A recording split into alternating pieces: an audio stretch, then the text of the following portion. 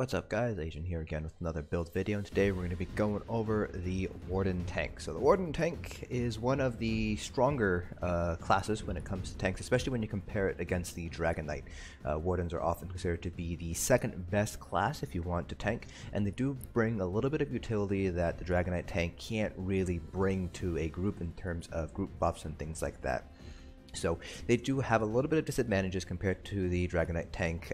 Particularly, they don't have a burst of resource return that Dragon Knights have with Battle Roar, but nonetheless, Wardens do have fairly good sustain with the use of the Netch, as well as a passive under one of their class lines. So overall, the sustain is pretty comparable to DK's, maybe a little bit weaker, but they have a little bit stronger in terms of group buffs, a little bit weaker self-heals, and they do have one of the only reliable sources of major heroism. So in fact, Warden tanks can be very nice to have in a group for those additional buffs there. So just like the rest of our build videos, we'll be going over gear, attributes, skills, everything you need to know to kind of recreate this build. Because this is a support build, you need to be flexible with skills and gear and things like that. So when we go over those particular sections, I will be talking about alternatives that you could be wearing depending on the specific trial that you're running or the specific scenario boss that you're fighting. And just because tanks do not obviously have any sort of rotation, we'll discuss a little bit about how I approach tanking, what I do when I tank on a Warden tank.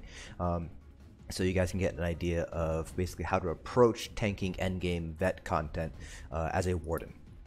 So starting off first with our gear. So in terms of monster helm set, Lord Wardens is pretty much the go-to kind of standard tank set that you go to if you don't really know what else to wear. So Lord Wardens does come from Imperial City Prison, so you will need to have access to the Imperial City DLC in order to grab this helmet. And the reason why it's kind of the generic go-to set is because it just adds a lot of resistances both to you as well as to anybody within melee range of you, basically. So it adds 2979 spell and physical flat out just from the one piece, and then the two piece, whenever you take damage you have 50% chance to summon a Shadow War for 10 seconds. That increases physical and spell resistance by 3870 when it's completely golded out to everybody within 8 meters of you, or to say of the orb. So this is just a very generic, nice set to have. Just boost up your resistances a little bit here, and then it just kind of also provides some additional resistances for anybody within that 8-meter radius of you, essentially, which is really nice to have for those melee DPS who generally don't have shields, who might not be running Blade Cloak or something. So the additional resistances does help out their survivability as well.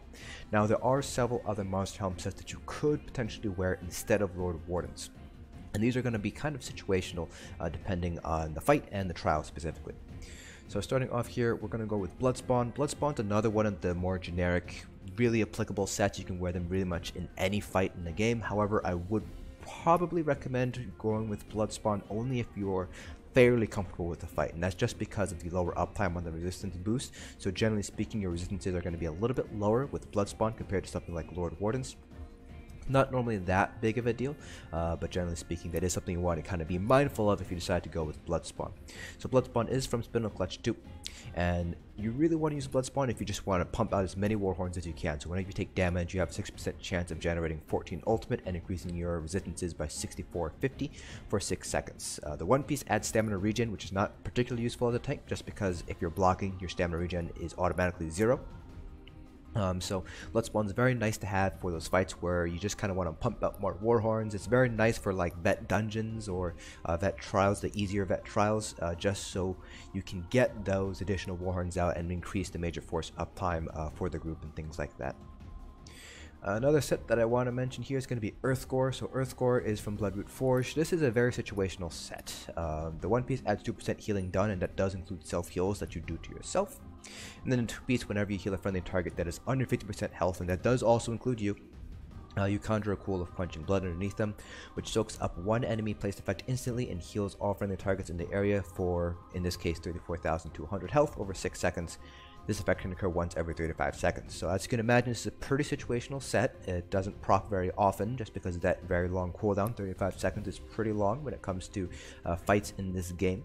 However, when it does proc, it's a very nice burst heal, and it does allow you to pretty much be a little bit more aggressive when it comes to using things like balance if you decide to use balance.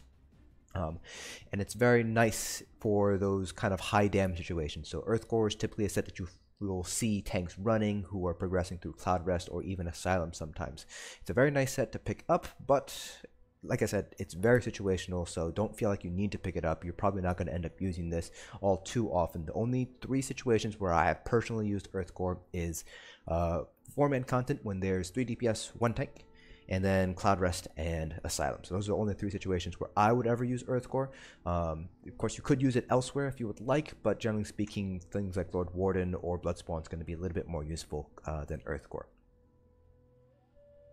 Not Sentinel. Thurvokun is another set that I do want to mention here, just because Wardens, unlike DKs, do not have a native source of minor maim outside of the Heroic Slash. So Dragon Knights do have Choking Talons, which is kind of an AoE minor maim, but Wardens don't really have that same sort of ability. So Thurvokun kind of acts as a replacement for that if you decide you want that additional AoE minor maim. So it adds the 1 piece adds max health, which is always nice, and then a 2 piece, when you take damage from a nearby enemy, you summon a growing pool of desecrated bile for 8 seconds.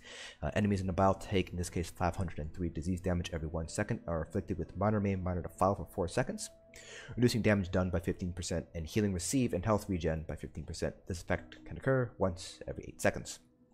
So pretty much always going to be up, and like I said, it just is an AoE minor maim, which is pretty nice in those situations where you might want to apply maim to a lot of different things all at once and you don't really want to expend the stamina to Heroic Slash everything. But again, very similar to Earthgore, this is a very situational set, and I personally don't really use it all too much, even on a Warden tank, mainly because the situation you're going to be using this is going to be where you have a lot of dangerous trash pulls, and those are generally going to be more so in dungeons, less so in trials. So in 4-man dungeons, typically speaking, you will be running 3 DPS, 1 tank if you're kind of high-end, or you have 2 DPS, a healer, and a tank. And generally speaking, this is not the case for all groups, but generally speaking, the trash will die pretty quickly if you have 2 DPS who know what they're doing. So Thurvokun, while it is useful, doesn't really see that much use even in 4-man content where it would be used the most often. And finally, the last set I do want to mention here is Vykosa. This adds 4% healing taken as the 1 piece, and then a 2 piece. When you bash an enemy you've taunted, you frighten them with a deafening howl, applying major maim to them for 3 seconds, lowering the damage done by 30%. This effect can occur once every 15 seconds. So this is basically a very situational set, and I personally don't use it. However, there are applications for this set that you might find useful. So a good example of this might be in Helra Citadel against a warrior. If you know and you kind of know when the 1000 cuts is going to hit you, you can use Vykosa and basically take 30% less damage from those 1000 cuts for 3 seconds, which might be useful if you're having a little bit of difficulty surviving in that particular instance. The downside is, though, this is kind of a catch-22. In order to know when to use Vykosa, you need to know the mechanics of the fight, and if you know the mechanics of the fight, generally speaking, you'll know how to avoid the damage or how to best mitigate the damage, or you have developed strategies to kind of survive that damage. So it's kind of a catch-22. In order to use Vykosa, you gotta know the fight, and if you know the fight, you already kind of have ideas on how to mitigate the damage, in which case Vykosa might not actually be the ideal strategy that you want to use. The other thing too is, in order to get Vykosa, you have to do Moonhunter Keep, which is one of the hardest dungeons in the game right now. So if you are able to get this helmet for your tank, chances are you probably don't really need to use it at this point. Yes, you can just do non-hard mode Moonhunter Keep, which is actually fairly easy compared to some, compared to hard mode. But again, if you're able to clear this no problem or with very little difficulty, generally speaking, you're not going to have an issue where you will need that major maim from Vykosa. Again, this is a nice set to have in case you do eventually want to use it for some sort of for some use, like maybe in Cloud Rest, you can use it against the module when she does the heavy, but generally speaking, it's generally going to just be a bank set, something that you might want to run at some point, but doesn't really see any sort of viable use in the current state of the game. So those are all your options for Monster Helm sets. So you'll notice that pretty much most of them are DLCs. The only ones that are not is Bloodspawn. And I do want to mention one more Monster Helm set that you might want to run if you do not have any of the DLCs. So you could run something like Sentinel of Khugams, but one set that I do want to mention here is going to be, if I can find it, it's going to be Engine Guardian. Let me see if I can find it. Engine Guardian. So this comes from Darkshade Caverns 2, so this is a base game set. When using an ability, you have a 10% chance to summon a Dwever Automaton that restores X amount of health, stamina, or magicka every half second for 6.5 seconds. So this is really only useful if you don't have any of the DLCs and you can't get any other Monster Helm set besides Bloodspawn. This basically helps out your sustain, but it gives back either health, stamina, reach, or magicka. It's completely random which one you get. So sometimes you will get things like stamina when you're already at full stamina, or you might get health when you're already at full health, in which case it's not really all that useful. But Engine Guardian is probably going to be the best set if for you as a learning tank, as a kind of beginner tank. If you don't have any of the DLCs. So if you are a tank, I do highly recommend picking up an ESO Plus subscription or trying to get one of the DLCs so you can get one of the better Monster Helm sets. Engine Guardian, while it is very useful for sustaining things like that, you are kind of playing the RNG game. Plus, the sustain itself is not that big of an issue for Warden Tank, so you're a lot better group utility Monster Helm sets like Lord Wardens, like Bloodspawn that you can use instead of Engine Guardian. So now for our next couple of sets. So generally speaking, tanks, and this is going to vary depending on the tank and how they play, but tanks generally split up their sets into a health set or a buff/debuff set. So I generally like to go with one health set and one buff debuff set, but some tanks do double debuff buff sets, or some tanks do double health sets. It really depends on the situation and the fight and the trial at hand and what your specific role is as a tank or an off tank in those scenarios. So this is going to be kind of a very generic go-to, you know, applicable across pretty much every single situation kind of setup here. So Ebon Armory comes from Crypt of Hearts, very easy to obtain base game set, and it's one of the strongest group buffs in the game. It increases max health by 18 for you and up to 11 other group members within 28 meters of you. So this is affected by things like CP passives and other things. So this is actually going to be a little bit more. It's closer to about 1.6, 1.7k max health, depending on how much health a person already has. So this is really nice. The additional max health increases survivability by a pretty decent margin, and it does also improve the shield size of your magic DPS if you have magic DPS in your group. So very nice to have. You will always have one tank wearing Ebon in most situations. For guilds that are pushing for score, you might not see Ebon being run, but for progression style guilds, for pretty much any other guild that's pretty much not like MC or Hodor level or symbolic level, you will see at least one tank running Ebon for that additional health. Now, the second set here is a buff debuff set. It's actually specifically a debuff set. It's one of the strongest debuff sets in the game right now in terms of support sets, and that's going to be Alkosh. So Alkosh is a very strong set. You can get this from Maw of Argonian, so you will need a Thieves Guild DLC in order to get this. So whenever you activate a synergy, you send out a shockwave from your position that deals X amount of physical damage plus an additional X amount of physical damage for 10 seconds.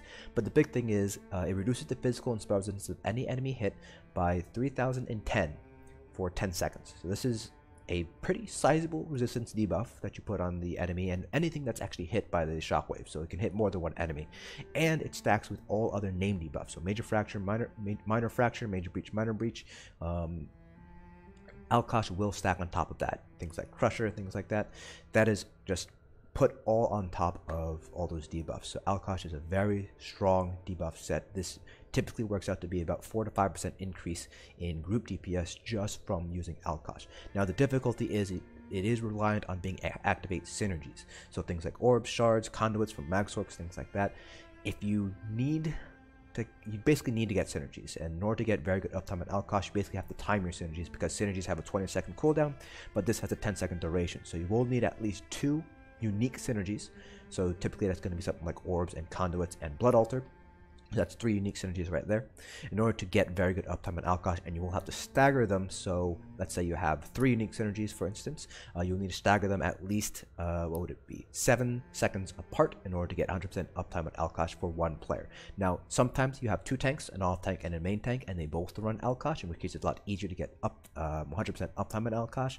But it is something that you basically want to keep in mind if you're going to be running Alkosh. You kind of want to time your synergies, you kind of want to keep an eye out for synergies, and kind of keep an eye on when that Alkosh debuff is going to be running out, so you can call for more synergies from your healers or your DPS or whoever is providing those synergies for you. Now, there are a few other sets that I do want to mention here that you might want to run instead of Alkosh or Ebon. So the first set I want to mention here is going to be Akaviri Dragonguard. This is a drop set from Eastmarch, so this is available in the base game. You can buy it off guild traders. It reduces the cost of your ultimate abilities by 15%. So basically, this equates to faster Warhorns, more Warhorns. more major force uptime, which helps increase your DPS. So this drops your Warhorn from 250 ultimate down to 213 ultimate. So pretty nice to have here. You can arguably say this is a buff set, not really a health set. This will add probably the least amount of health if you use it as a health set. But a lot of groups now, particularly the score running guilds, will typically have a tank running Dragonguard for some faster Warhorn uptime, for some of that increased major force uptime that you get from that ultimate reduction. Other set here, just gonna scrolls through here. We're talking about Ebon. So the other set's gonna be Jailer's Tenacity. This is a heavy armor set that's dropped from Moonhunter Keep, so you will need to have access to the Wolf Hunter DLC in order to get this set here. And this is a more situational, so I consider this to be a buff set because it's a direct buff to you and it's a more selfish set. So whenever you lose 7,000 or more health from a single attack, you gain major vitality for 5 seconds, increasing your health received by 30%. So pretty selfish set, and it does have a kind of unique proc condition. You have to lose 7,000 or more health from a single attack. So as you can imagine, this is going to be fairly situational. So fights like perhaps Asylum or Cloud Rest, this is where you're going to see the most use out of Jailer's Tenacity. Otherwise, it's not really going to be that useful for things where you're not taking that much damage, or you're taking damage but it's not going to be 7,000 or more in a single attack. Jailer's Tenacity obviously loses its power because you can't proc that 5-piece effect. But generally speaking, that major vitality boost is going to be pretty strong overall. It's 30% additional healing received. So in those situations, for example, if you're the tank that's tanking the axes in a hard mode, for instance, this might be a nice set to pick up if you want to play more selfish. If you want to play a little bit more group utility, then obviously you will not be running Jailer's Tenacity. But if you want to run full selfish, then by all means pick up a set of Jailer's Tenacity. The next set I want to mention is another selfish set. This is a health set, pretty much all health. It's Plague Doctor. This is a drop set, heavy armor from Deshawn. So you can buy it off guild traders, you can farm it, and it is a base game set so everybody can get it. So the 5-piece adds, when it's completely golded out, 4,000 max health. So this is, again, very selfish set. You just stack all that max health on top of you. So again, very selfish. If you want to play selfish, by all means go ahead and pick up Plague Doctor. For a lot of progression style guilds, because Ebon does not stack on itself, so basically you can't have 2 tanks wear Ebon, you will sometimes see the second tank wear Plague Doctor instead. But again, it kind of depends on the comfortability of that tank, what trial you're running, things like that. So I would recommend picking up Plague Doctor though, particularly if you're in a progression style guild. That additional health will help out your survivability and might save your group from wiping. And I believe that is it for all the different sets that you could wear here. So any combination of Dragonguard, of Jailers, of Plague, Alkosh, Ebon, and there's also one final set I do want to mention. It's a crafted set, so I don't have it on hand, and that's going to be Toryg's Pact. So Toryg's Pact is a crafted set. It requires you to know 3 traits and whatever you want to craft, so it's a pretty simple set to get. 3 traits is pretty easy to obtain, even if you don't have things like ESO Plus to kind of reduce your research time and things like that. So the 5-piece effect of Toryg's Pact is that it increases the potency of your enchants and reduces the cooldown of your enchants. So things like Crusher, in this case you can see here Crusher is 2108. That is increased even further. If you have Toryg's, it is actually 2740 instead. So it adds on about 30% additional basically potency to your enchants. So really nice to have if you pair it with Alkosh, because then you have a stronger Crusher as well as the Alkosh debuff as well. And the Toryg's Infused Crusher will override a plain Infused Crusher, so the stronger Crusher will always win out now. So you can run Toryg's Pact and have your other tank run something like Infused Crusher, and don't have to worry about that weaker Crusher overriding your Toryg's Crusher anymore. So really nice to have that there. Again, it's crafted, so very easy to get. You can craft it yourself, you can ask somebody to craft it for you, or you can buy it off guild traders. Pretty nice set overall. Alright, so that's pretty much all the sets. Let's talk about our character sheet. So there are several different methods or styles of tanking. So for example, Wolder kind of focuses in on magicka regen, Leofa focuses in on max stats, and I kind of straddle the two, but I lean a little bit more towards kind of maximizing my stats a little bit. So in this case, I am an Imperial, so you will need to have access to the Imperial Edition in order to play as an Imperial on ESO. So if you don't have access to that, then you should be going with an Argonian instead. Argonians are kind of the easy mode race, so to speak, for tanks and support roles in general, mainly because they get that 9% max health, 3% max magicka, and they get that potion passive. So they basically, each potion they drink restores about 4,000 health, magicka, and stamina, so basically a mini tripod, whatever potion you drink. So quaffing down a tri-potion, a crafted tri-potion, will return basically anywhere between 50 to 60% of your resources right away. So pretty strong passive there. So if you don't want to be an Imperial, you can't be an Imperial, then by all means go ahead and be an Argonian instead. Imperials, on the other hand, they do get 12% max health and 10% max stamina. So again, maximizing your max stats, the most important stats, which are going to be your health and your stamina. Health obviously because of survivability, and stamina for your blocking. Now you can actually pretty much go with any race in the game really. Wohler is tanked on a Khajiit, I personally tank on a Dark Elf, and race doesn't really make that big of a difference when it comes to tanking. There's obviously going to be some minor differences here and there. It's easier to sustain an Argonian, for instance, compared to like a Khajiit. But overall, race does not make that big of an impact compared to something like a DPS as to your effectiveness as a tank. So Nephis actually did a review on the different races and how they kind of stack up against each other in terms of tanking. So I'll have a link down in the description below for you guys to kind of take a look at that video and kind of come to your own conclusion as to which race you personally want to be. For in terms of attribute points, so because we are an Imperial, we do have the additional health here. So depending on your race, you might have different attribute distributions. The most important thing is my minimum recommended health threshold for most tanks is going to be 35k. So if you can hit 35k health, that's pretty good. That's with things like that's before minor toughness, that's with Ebon, that is with food, everything like that. If you're sitting at 35k, you're in pretty good shape. Beyond that, all that matters is that your max stamina is higher than your max magicka. So in this case, you can see here, I have about 2.5k more stamina than I have magicka, which is great because shards and orbs will return the highest out of those two. So we want to return stamina, so we have to make sure our stamina is higher than our magicka. So in this instance here, I have 30 health, 20 stamina, 14 magicka. So again, it's going to depend on your personal race. So for instance, my Warden Tank, when I have my Warden spec out to be a tank, because she is a Dark Elf, I do need to put more points into health in order to hit that 35k threshold. But that's not a big deal because I have 6% max magicka, so I don't really need to put any points into magicka really. So I can basically do something like 50 into health and then put 14 into stamina instead. So again, it's going to depend on your race. Mundus, I did not pick up a Mundus, but we can talk about food. Food is going to be purple food, increases all your primary stats, so that's max health, max stamina, and max magicka. In terms of Mundus stone, I should have it here, but we're going with the Atronach. So tanks, a lot of our buff moves do use magicka, so we want to make sure we have good magicka regen in order to take advantage of all of our buffs. So with Atronach, we're sitting at about 1,000 or so magicka regen. You can go with something like the Lord, I believe, is the one that provides max health. So you could go with the Lord if you would like, or maybe that's resistances. But the Lord is another Mundus stone that's often seen. I think Steed is another one if you want some additional movement speed as well, which is always nice to have in vet trials. But I prefer the magicka regen from Atronach. Now in terms of skills, you do have several options when it comes to skills. There are a lot of flex spots on a Warden Tank. So for our front bar, we have Pierce Armor, Heroic Slash, Polar Wind, Balance, Shimmering Shield, and we have Feral Guardian. We will not actually be using Feral Guardian at all. This is only here for the Flourish passive, which increases our magic and stamina regen by 12%. Now I do want to point out here that Polar Wind is not really a flex spot. This is your self-heal, so you don't really want to lose this.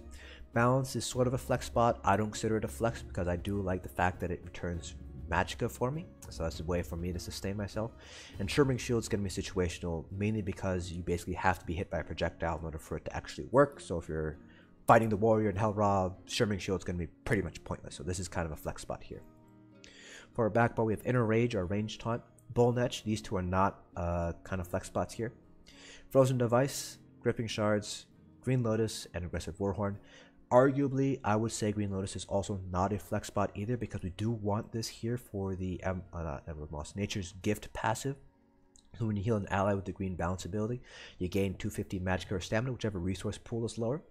So Green Lotus does count as a green balance ability, so we can use this, or we can use something like Leeching Vines. So while Green Lotus itself is a flex ability, this is not really a flex spot because it needs to be occupied by a green balance ability, and your really only two options are going to be Green Lotus or Leeching Vines. I personally prefer Green Lotus, but Leeching Vines is also a decent source, a way to proc Nature's Gift as well. These two abilities, though, are going to be situational. These are flex spots. Frozen Device is basically the Warden's versions of Chains. Basically pulls enemy to you. You can't obviously do this against bosses, so if you're up against a boss, no point in using this.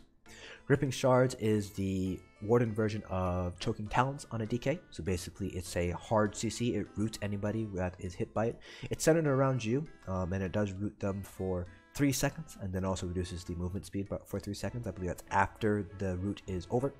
So again, it doesn't work on bosses, so if you're up against a boss, you can swap this out. Now the abilities that you can swap out,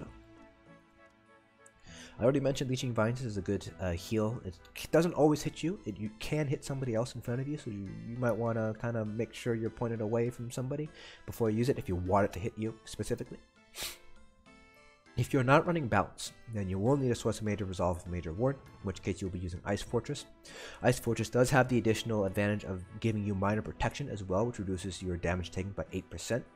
So this is nice, but again, like I mentioned earlier, I prefer Balance because it does return Magicka, and that just helps out my sustain by a good margin there.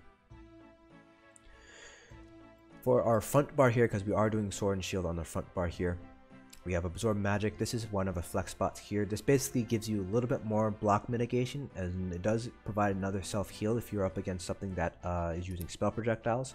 This is nice to have for certain situations, but a lot like Searing Shield, it's only really useful if you have something that's shooting spells at you. Yes, the block mitigation is nice to have, but ultimately doesn't really reduce damage by all that much.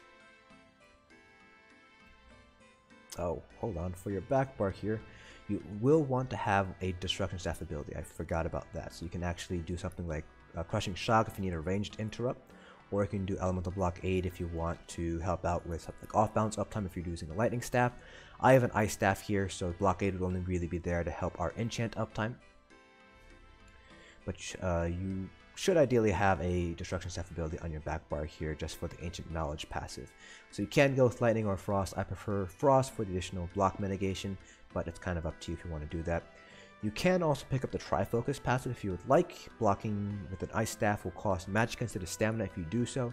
I personally have it on my DK tank. I don't believe I have it on my Warden tank. I don't normally pick it up on my Warden tank. But to me, it's kind of personal preference. If you can manage your Magicka very well, it's not a bad idea to pick up Trifocus, but again, it's all really personal preference at that point. Another ability you might want to consider picking up is Ring of Preservation. This is basically kind of an AoE minor protection, so very useful for stacked fights, for example as against the Assembly General, in Hoth, or in Mage during Execute. Nice to have that there for some additional protection here. Deep Thoughts is nice for the additional sustain since it restores both Magicka and Stamina. The downside is it is a channeled ability, so you will not be able to block, so you will lose that block mitigation if you decide to use Deep Thoughts. If you do have Deliberation though, you will gain major protection, which kind of reduces damage a little bit, but obviously it's not going to be as much as blocking. If you want to use Balance and you still want to maintain minor protection, you can go with Temporal Guard if you have access to the Psijic Order line, which does provide minor protection while it's slotted. So you can replace the Bear for basically you lose a little bit of Magicka regen, but you gain minor protection instead. With Balance, Magicka regen is not going to be that important, so by all means you can swap these ultimates out if you so choose. Overflowing Altar is another good ability to pick up for the minor lifesteal. As long as you have one support role using Overflowing Altar, you don't necessarily have to run it. So for example, a healer can be running it and you won't have to run it because minor lifesteal doesn't stack at all. But it is nice to have here because you can proc minor toughness through maturation with the minor lifesteal from Overflowing Altar. It's nice to have there. Alright. And then finally, Vigor for a stamina heal if you need it. It's not going to be very strong, and generally speaking, it's not going to heal as much as Polar Wind in terms of overall healing done, but it is a little bit more immediate because Polar Wind does have a 10-second heal over time component in order to get that full heal. And then finally, Efficient Purge if you do need to remove any sort of negative effects from you. So nice to have this here just in case. So those are pretty much all of your abilities. Now before we go into CPs, I do want to kind of go over, I just realized I kind of skipped over enchants and traits here for armor and stuff. So I personally like to go Infused on my large pieces with Prismatic enchants on them, and then Sturdy on my small pieces with health enchants. Some tanks like to go with all Sturdy with Prismatics on all of them. Some people like to go all Sturdy with Prismatics on the large pieces. It's kind of up to you. The most common thing that I've seen is Sturdy on all. The most common alternative to this is Sturdy on all with Prismatics on your on your large pieces, and as well as your shield as well. Shield, generally speaking, is going to be sturdy or reinforced. You kind of have options there. For jewelry, shield play is going to be the best in terms of overall sustain. You can go with something like reduced feat cost if you'd like, or you can go to reduce potion cooldown if you want to kind of reduce the amount of time you have to wait between potion cooldowns, and you will have to eat obviously increased block cost in order to do that. For traits, you have a lot of different options when it comes to jewelry. So I have Triune here. This is very generic, kind of pretty standard trait to go to, but you can go with things like healthy or robust for health or stamina. You can go with infused for stronger enchants.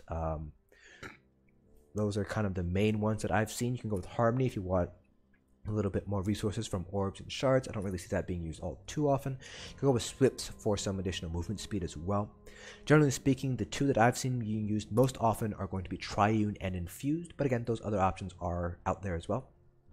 For our weapons, Sword and Board front bar and Ice Staff back bar or Lightning Staff back bar are what I most commonly see. There are some argument as to whether Ice or Lightning is going to be more useful, and to me it's going to be personal preference as well as your comfortableness with the group itself. Ice Staff basically gives you a little bit more block mitigation if you have that Ancient Knowledge passive active. Lightning Staff, on the other hand, will help out with off-balance uptime, so it kind of depends on what you're prioritizing here.